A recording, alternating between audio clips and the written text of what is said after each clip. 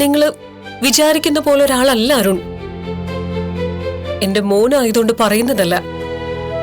അവൻ നല്ലവനാ, സ്നേഹമുള്ളവനാ. അതുപോലെയാ ദേവു, നല്ല കുട്ടിയാ. എനിക്കവളെ വളരെ ഇഷ്ടമാ. അവൾ എന്റെ മരുമോളായിട്ട് വന്ന അതിൽ പര സന്തോഷം എനിക്ക് വേറെയില്ല. സച്ചിയും അരുണും തമ്മിൽ പ്രശ്നങ്ങളുണ്ട്. ആ ദേഷ്യം മനസ്സിൽ വെച്ചിട്ട് ഇവരുടെ കല്യാണം നടക്കില്ല എന്നൊക്കെ പറഞ്ഞ അവൻ അങ്ങനെ പറയാൻ കാരണമുണ്ട്. നിങ്ങളുടെ മോനെ കുറിച്ച് അവന് നന്നായിട്ട് അറിയാം. നിങ്ങൾക്കവൻ നല്ലവനായിരിക്കും, പക്ഷേ പുറത്തങ്ങനെയല്ലാന്ന് സച്ചി പറഞ്ഞപ്പോഴേ എനിക്ക് മനസ്സിലായത്. അതിന് സച്ചിയും അരുണും പരസ്പരം നല്ലത് പറയോ? അവൻ പറയുന്നതൊന്നും അല്ല നിങ്ങൾ കേൾക്കേണ്ടത്. നിങ്ങളുടെ മകള് പറയുന്നതാണ്. ഒരാള് നല്ലതാണോ അതോ മോശമാണോ എന്ന് തിരിച്ചറിയാനുള്ള ബുദ്ധിയും വിവരവും ദേവുവിനില്ലേ? നിങ്ങളുടെ മോളുടെ മനസ്സറിഞ്ഞാണ് തീരുമാനം എടുക്കേണ്ടത്. ഒന്നിച്ച് ജീവിക്കേണ്ടത് എന്റെ മകനും നിങ്ങളുടെ മകളുമാണ്. അവരുടെ തീരുമാനം എന്താണെന്നാണ് നമ്മൾ നോക്കേണ്ടത്. നിങ്ങളുടെ മരുമകൻ നല്ലവനായിരിക്കാം, എന്നാ ഇപ്പൊ നിങ്ങൾ ആലോചിക്കേണ്ടത് അവൻ പറഞ്ഞതിനെ കുറിച്ചല്ല, നിങ്ങളുടെ മകളുടെ ഭാവിയെക്കുറിച്ചും അവൾക്ക് നല്ലൊരു ജീവിതം കിട്ടുന്നതിനെ കുറിച്ചുമാണ്. ആന്റി,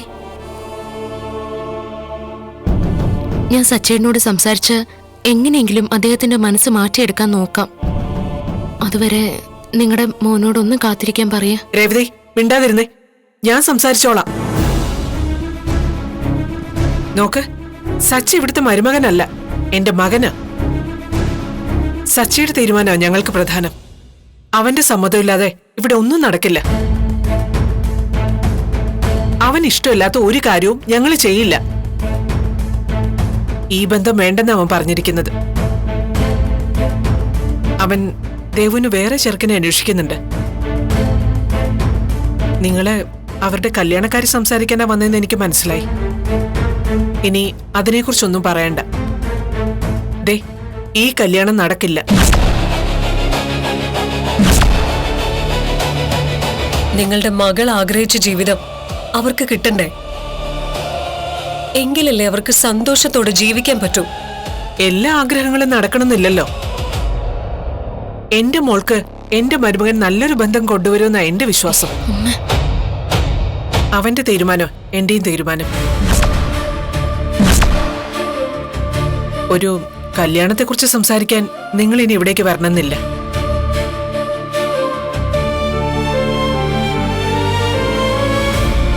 അമ്മ, എന്തിനിങ്ങനെയൊക്കെ പറയുന്നേ? നീ മിണ്ടാതിരുന്നേ. അതെ, നിങ്ങൾ ചെല്ലാൻ നോക്ക്.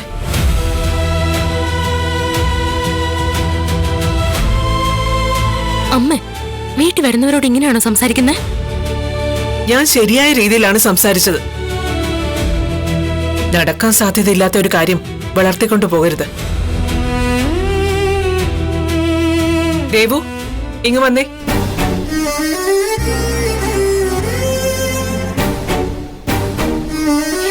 എന്തിനാ വിളിക്കുന്നേ? ദേവു, നീ അരുണിനെ മറന്നേക്കുക. സച്ചി നിനക്ക് വേറെ ചെറുക്കനെ അന്വേഷിക്കുന്നുണ്ട്. അവന്റെ സമ്മതമില്ലാതെ നിങ്ങളുടെ കല്യാണം നടക്കില്ല. ഇനി അവന്റെ വാക്ക് ധിക്കരിച്ച് വേറൊരു തീരുമാനം നീ എടുത്താ അത് നിനക്ക് നല്ലതല്ല, ഈ കുടുംബത്തിന് നല്ലതായിരിക്കില്ല. പറഞ്ഞേക്കാം.